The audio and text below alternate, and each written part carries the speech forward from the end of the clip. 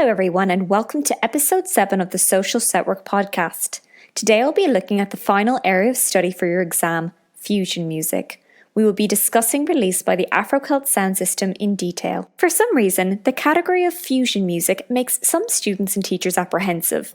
Previous exam specifications have had similar topics with extremely long content, complicated keywords in foreign languages, and in general, very little practical activities around them.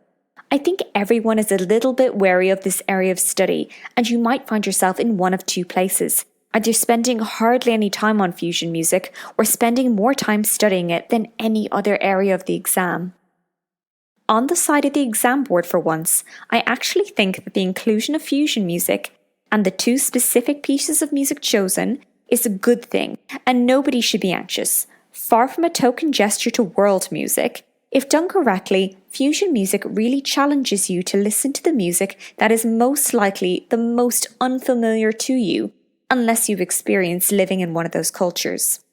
If you are performing or composing music in a fusion style, you will have to join your preconceptions of what successful music is, with textures, instruments, and tonal systems that are completely different to what you are used to.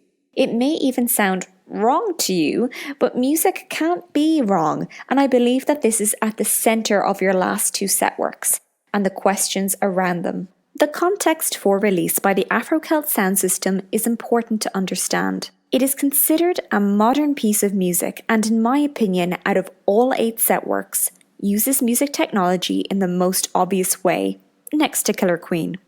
Like a lot of musicians outside of mass-market pop and rock groups, the Afro-Celt sound system is not strictly the same set of musicians each time.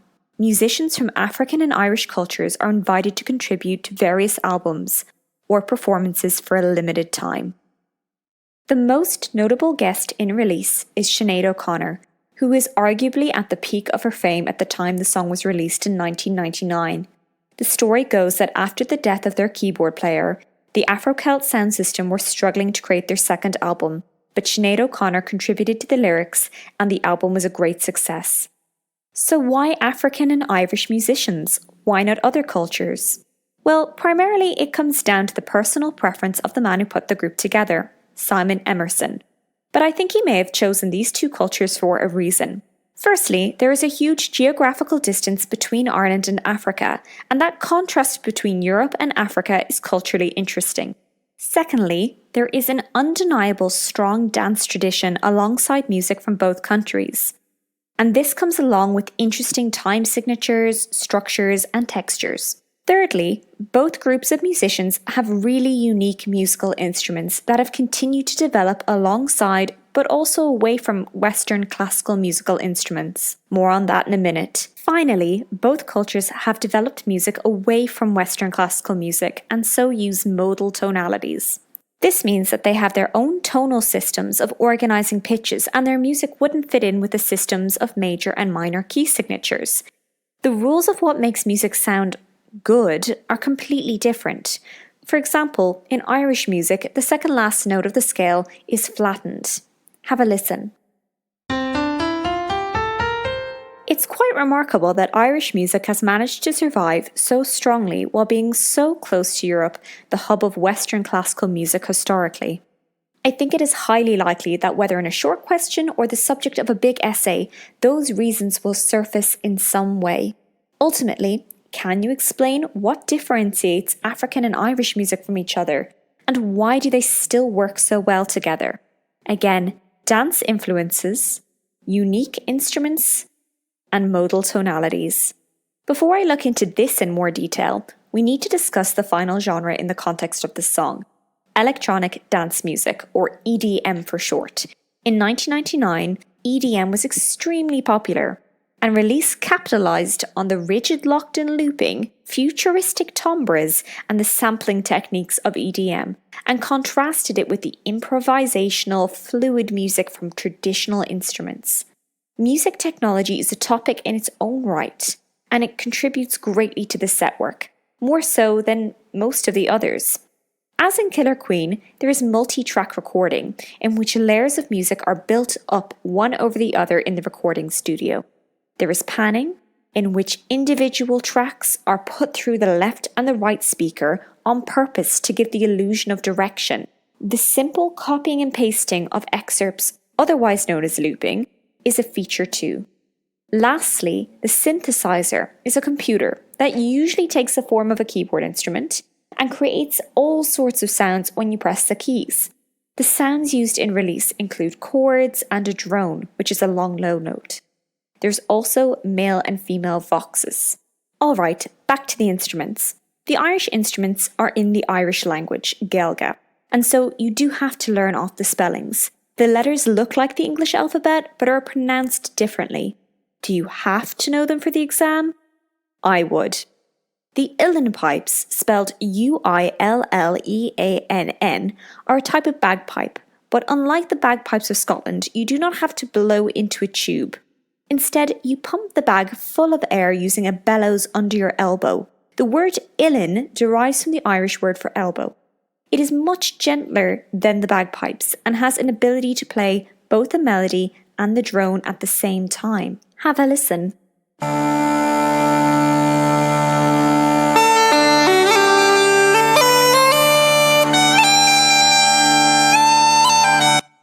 The bodhran, spelled Bodhran, is the Irish drum. The name of the drum comes from the Irish word for cow, bow, referencing the leather stretched across a wooden circular frame. It is played by hitting a double-ended stick off the leather, creating a distinctive beat.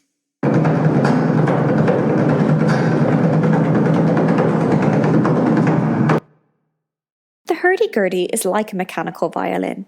The strings create sounds when a crank turns wheel against them. Like the uilleann pipes, the hurdy-gurdy is capable of playing harmonies and drones. Along the sides are keys, and when you press them, it creates a melody. Take a listen.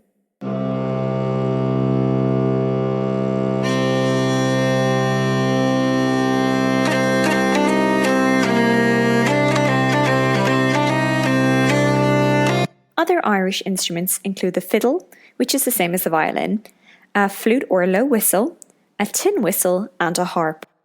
The African instruments include a range of drums, particularly the djembe, spelled D-J-E-M-B-E, and the talking drum.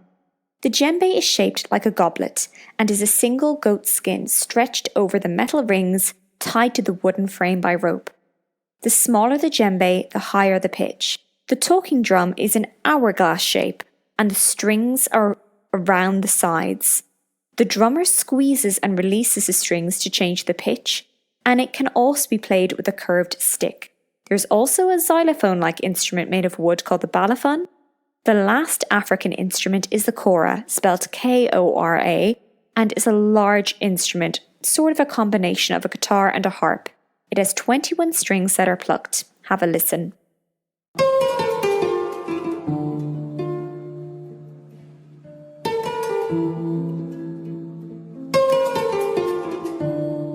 There is also an electronic guitar, a bass guitar, and a keyboard.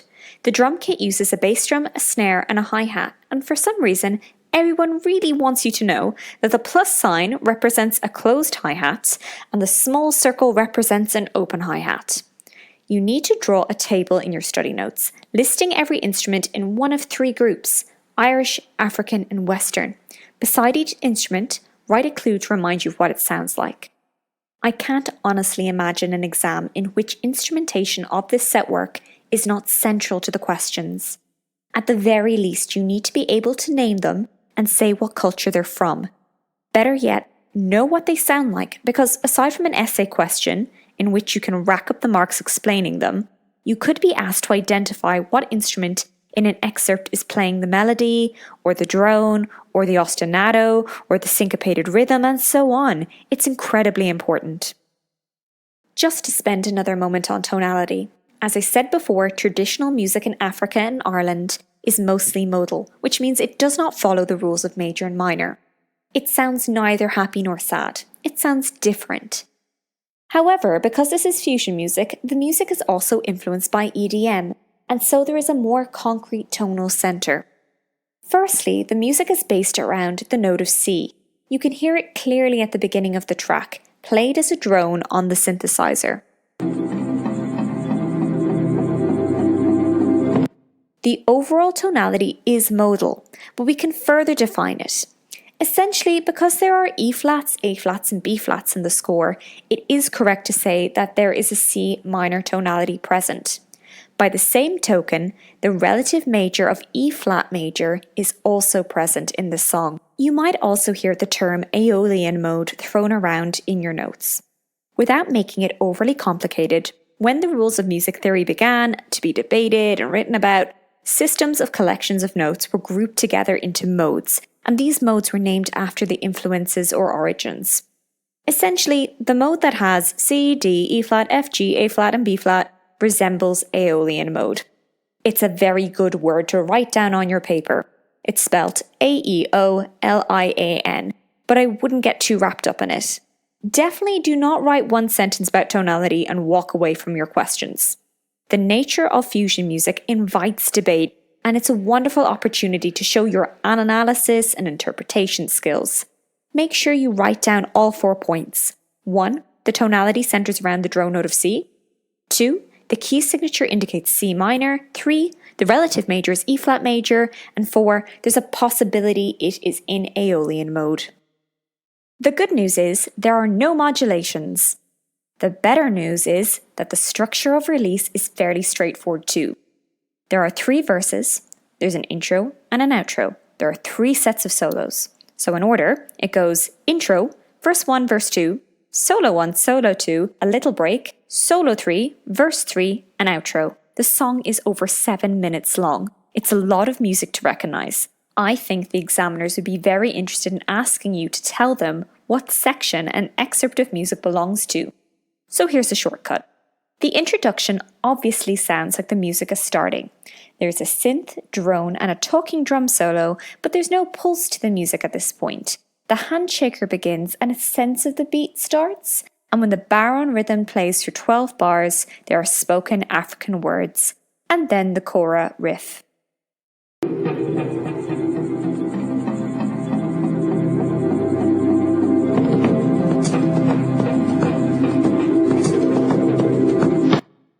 The first verse is recognisable because Sinead O'Connor is singing in English.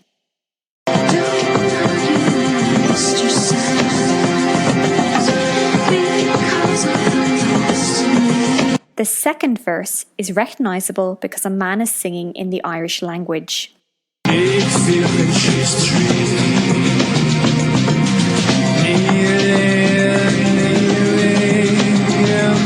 The first solo is the uilleann pipes with the tin whistle entering for the last 4 bars. The second solo is the low whistle and baron solo, and the third solo is the hurdy-gurdy.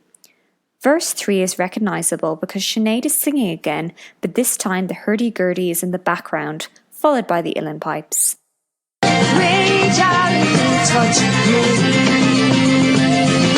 The outro is recognisable because the texture is full of instruments looping and fading out.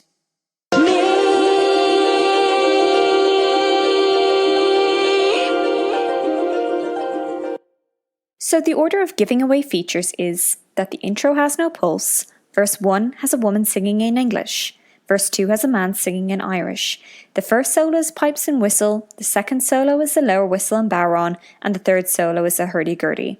Verse 3 has the woman singing in English with instrumental solos around it, and the outro has loops fading. As I said previously, the structure isn't very interesting, and really we have labelled the sections for our own convenience, not because the structure is important to the genre, as in the other set works. So the structure is straightforward, and so is the tonality. In fact, the harmony isn't particularly interesting either. There are chords, but they're fairly simple. They mostly contain the notes of C, and as we would label in the Western classical music, the dominant note G. The chords really only change when the rhythm needs it, like at a bar change.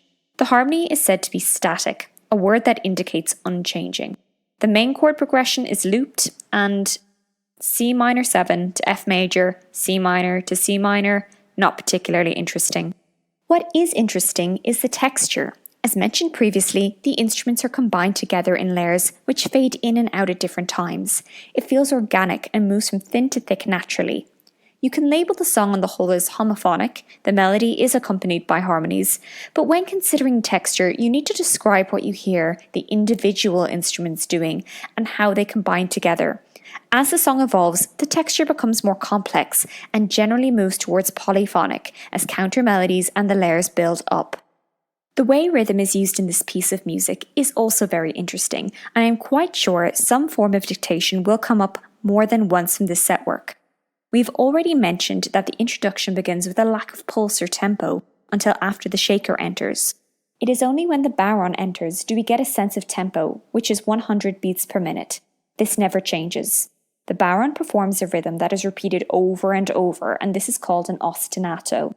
The other instruments work off and around this ostinato throughout the piece. It is in 4/4 time and in one bar packs in a lot of interesting features. It has a dotted quaver rhythm and the second half is syncopated after a semi-quaver rest. Syncopated means off the beat. Have a listen.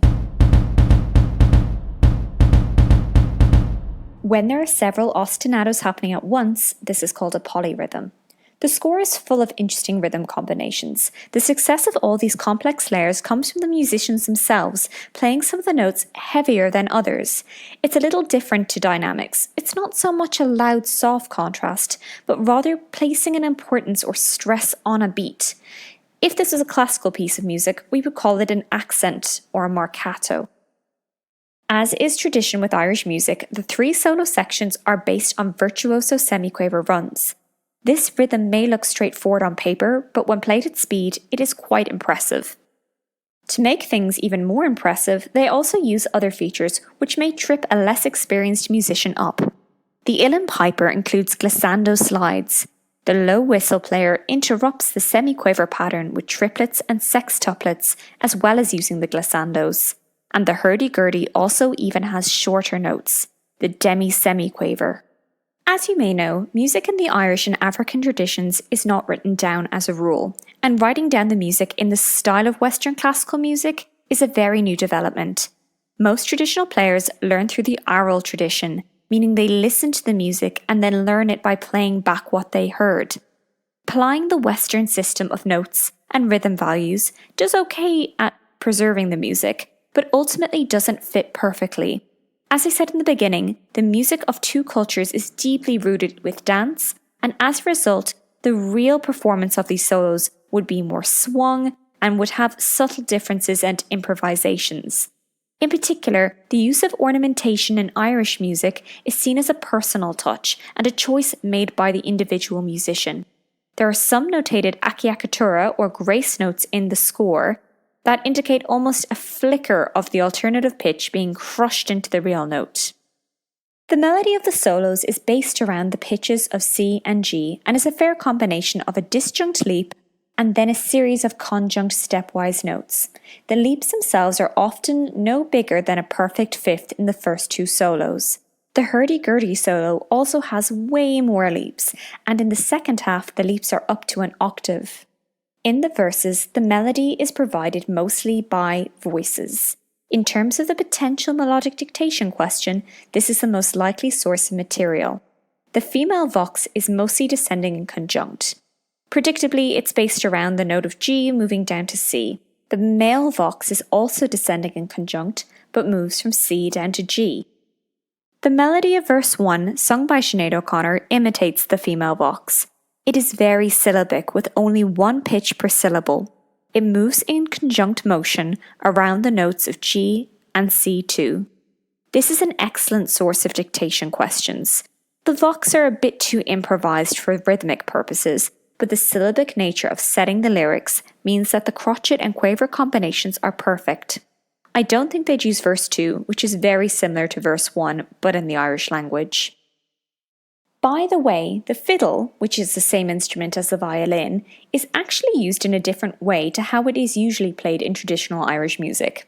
The only focus on the exam board score is to show us the rhythmic part in loop 15 and 23, where it shows an interesting triplet-based rhythm with some rests. The most important thing to remember about the fiddle is that it's playing 2 notes at the same time, and this is called double stopping.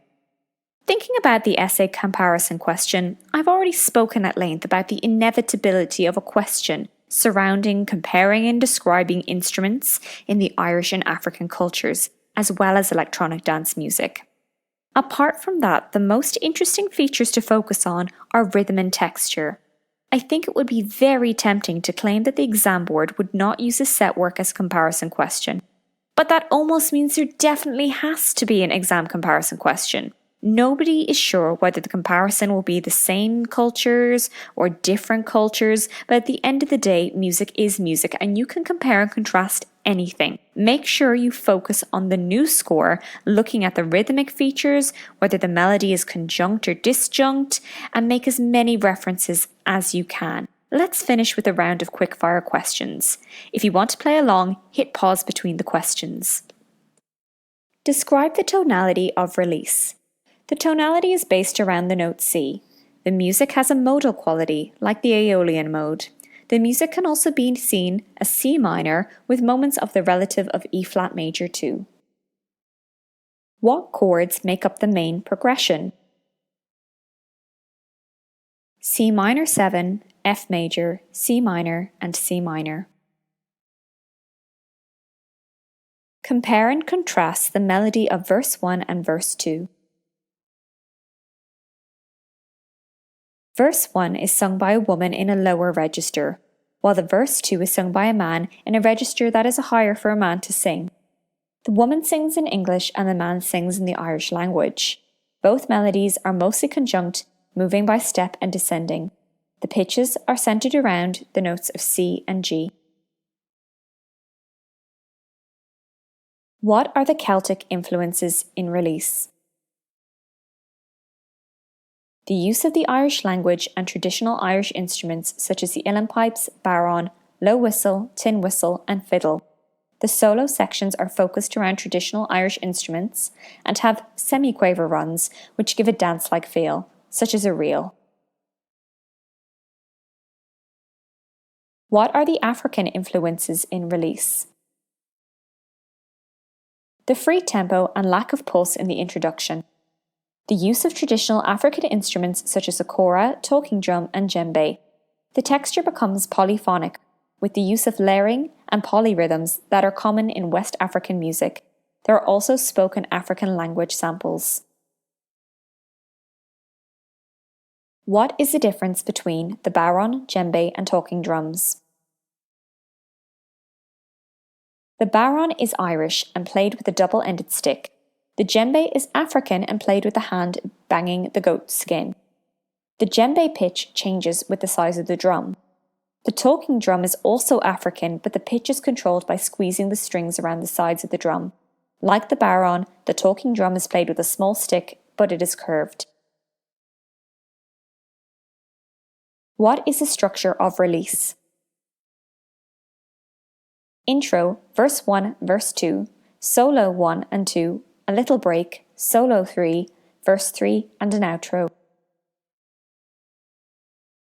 Why is release a good name for this piece of music? The lyrics are based around the singer asking the listener not to argue with each other and be happy for one another. The texture builds up from the single synth note to a homophonic melody and accompaniment to complex polyphonic layers, which eventually fade out, creating a buildup of tension and then release.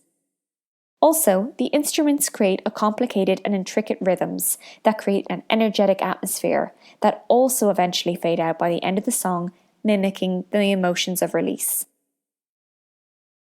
What is the name of the ornament used in the solos? An Aki Akachura note that crushes a small pitch into the main one. What three instruments have a solo section? The uilleann pipes, the low whistle, and the hurdy-gurdy. What is a musical term for sliding? Glissando. That's all for now. Please don't be frightened of fusion music and join me next time for our final Setwork podcast on Samba and Preludio by Esperanza Spalding. Until then, happy revising.